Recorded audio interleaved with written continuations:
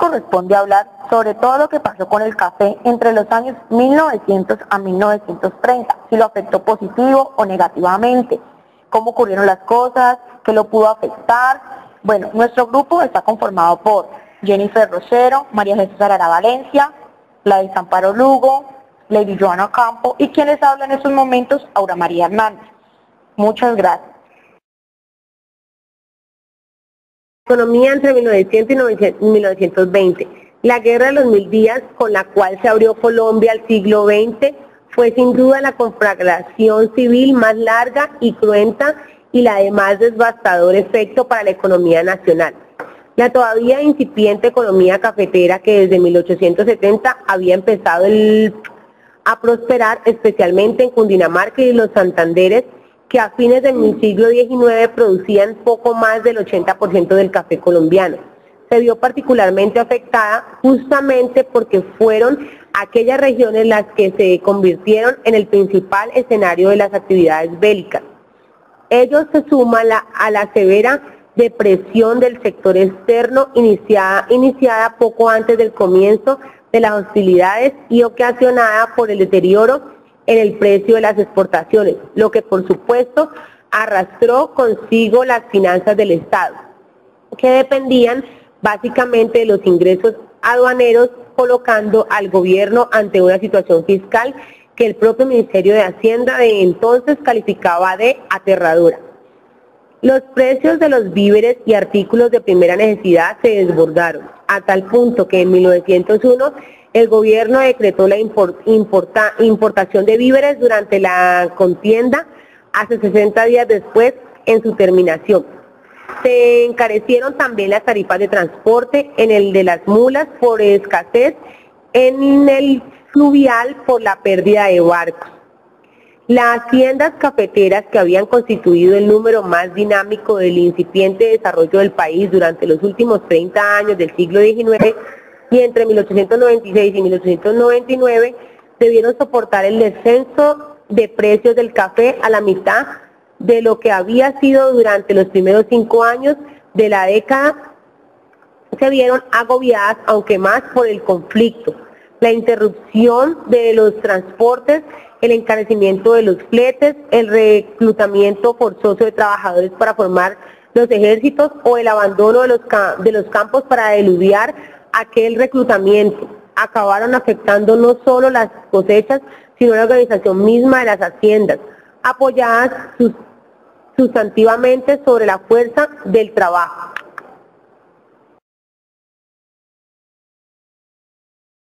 Las haciendas comenzaron a producir a pérdida y en muchos casos la producción de café se volvió puramente marginal al término de la guerra, pues el país quedó en ruinas con una economía cafetera agobiada, tanto por la crisis externa como el propio conflicto, con un sistema de transporte que de por sí precario, desvertebrado casi por completo, desecha las finanzas públicas, el cambio exterior y la circulación monetaria, y desbordados por entero los precios. Las escasas fábricas de manufacturas que habían logrado prosperar en Bogotá y en Tunja, lo mismo que las industrias textiles de Santander, prácticamente desaparecieron o quedaron semi-paralizadas. La reconstrucción económica y política del país no era fácil. El Congreso de 1903, abocado a esta tarea, comenzó a reformar el sistema monetario, adoptando el patrón oro. Creó la Junta de Amortización, encargada de fijar periódicamente la tasa de cambio del papel moneda. Reordenó el presupuesto público y la dispersa y confusa legislación aduanera y arancelaria, e inició algunos intentos proteccionistas que, aunque tímidos, insinuaban ya las nuevas orientaciones del país para los años siguientes. Además de las reformas políticas y administrativas tendientes en parte a debilitar los centros regionales del poder y a institucionalizar la representación del liberalismo en el gobierno. Reyes encaminó la gestión estatal a la búsqueda de una sana administración fiscal, la estabilización del sistema monetario y el regreso al patrón oro, la restauración del crédito de Colombia en el exterior y la atracción del capital extranjero, al tiempo que mejoraba el sistema de transportes y estimulaba la agricultura de exportación. no solo de café, sino de otros productos como el azúcar y el banano. Sin duda, la prioridad de la reconstrucción debía empezar por el orden monetario.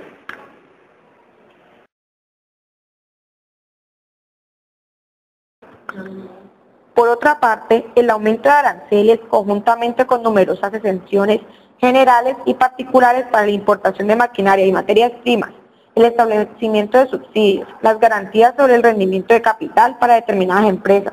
la celebración de contratos de privilegios, crearon un sistema proteccionista más operativo y eficaz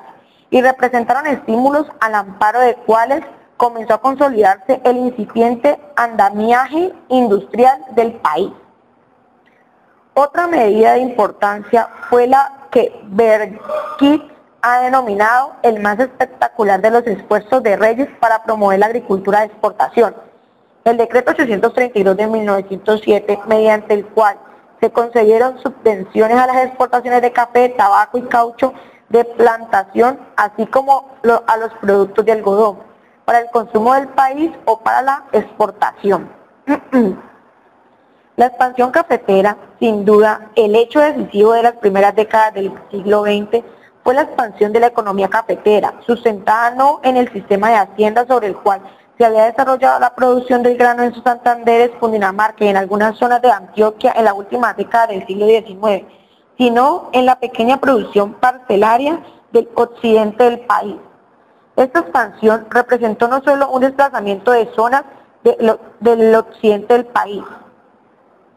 Esta expansión representó no solo un desplazamiento de las zonas de producción, sino ante todo la presencia de nuevas formas de organización social y productiva con mayores aranceles sobre la estructura global del país de aquellas que hubieran podido prevenir del sistema de hacienda.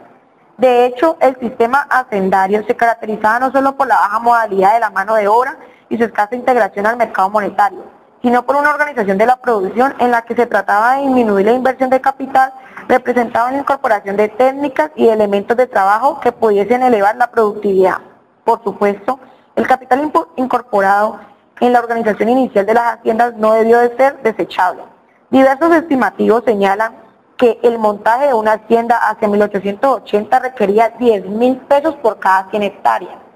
Sin embargo, la compra de herramientas, maquinarias y construcción de edificios apenas representaban el 10% de dicha inversión, y la adquisición de animales y semillas el 12%, mientras que el pago de jornales y salarios el 55% y la compra de tierra el 23%.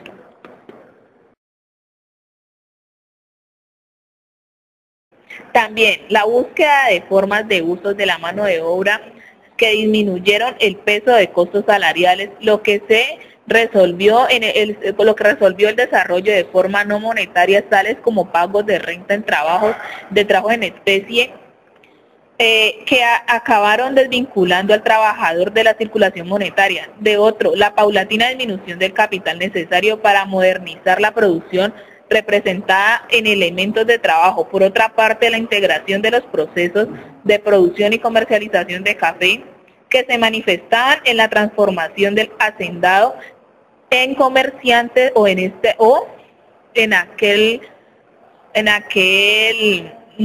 movido principalmente por la aspiración de exportar directamente el café. Unidad de altos costos de transporte hicieron que la producción cafetera dependiera fuertemente de coyunturas excepcionales en el mercado internacional del ganado. Así, el sistema hacendario implicaba que en parte un escaso efecto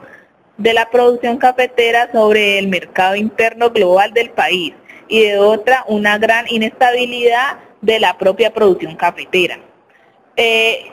También podemos deducir, según los datos arrojados, que los principales departamentos cafeteros en 1874 y de 1874 a 1932 fueron Antioquia, Viejo Caldas, Valle, Cundinamarca, Tolima, norte de Santander, Magdalena y ya.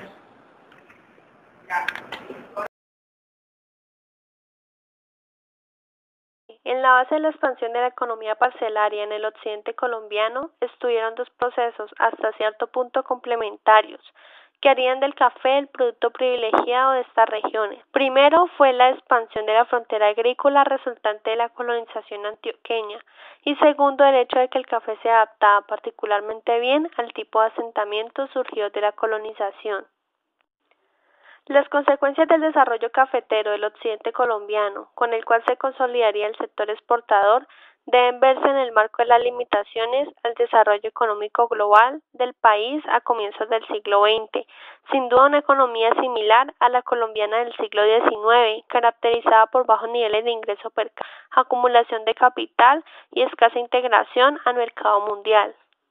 El café se constituyó en el núcleo de la expansión del mercado interno, no tanto por lo que significaba la economía del mercado para los productos agrícolas e industriales del consumo, sino porque mediante el beneficio, el comercio, el transporte y la red de conexiones urbanos, al tiempo que sustentó la constitución de una red de transporte, principalmente ferrocarrilera, lo que naturalmente comportaba enormes efectos sobre la ampliación y diversificación del mercado. Finalmente, la expansión cafetera incidió sobre las estabilidades políticas del país, ya que los grupos interesados de la expansión del grano fueron de naturaleza bipartidista y además gran parte del cuerpo político colombiano se identificó con la economía política sostenida por los intereses importadores-exportadores que controlaron el gobierno después de 1910.